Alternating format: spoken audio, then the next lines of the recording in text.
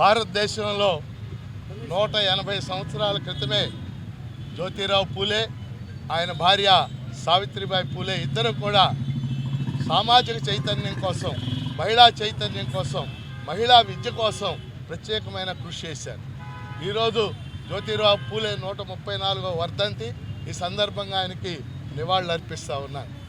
ఈరోజు మనం ప్రత్యేకమైన డిమాండ్ కేంద్ర ప్రభుత్వం మీద, దేశంలో జనాభా లెక్కలు కులం ఆధారంగా కులగణన జరగాలి, అందులో బీసీ గణన జరగాలని చెప్పేసి మేము డిమాండ్ చేస్తూ ఉన్నాం.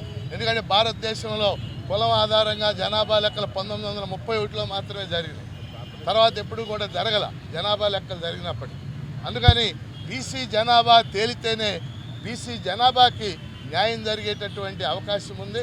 దానికోసం కులగణన కోసం జరిగే డిమాండ్ని మేము బలపరుస్తూ ఉన్నాం. అలాగే బీసీలకు రాజకీయ రిజర్వేషన్లు కూడా కేంద్ర ప్రభుత్వం చట్టం చేస్తేనే సాధ్యమవుతుంది. రాజకీయ రిజర్వేషన్లు అంటే శాసనసభలో, లోక్సభలో. కేంద్ర ప్రభుత్వం చట్టం చేయకుండా అది సాధ్యమయ్యే విషయం కాదు. అందుకని కేంద్ర ప్రభుత్వమే ఆ చట్టం చేయాలని మేము డిమాండ్ చేస్తున్నాం. ఈ సందర్భంగా నేను బీపీ మండల్కి కూడా నివాళులు అర్పిస్తూ ఉన్నాను. బీపీ మండల్ బీసీల జీవితాల్లో పెద్ద మార్పు తెచ్చినటువంటి వ్యక్తి. అలాగే ఈ ఊరికి సంబంధించి జ్యోతిరావు పూలే విగ్రహం ఒక్కటే ఏ ఊళ్ళో కూడా లేదు.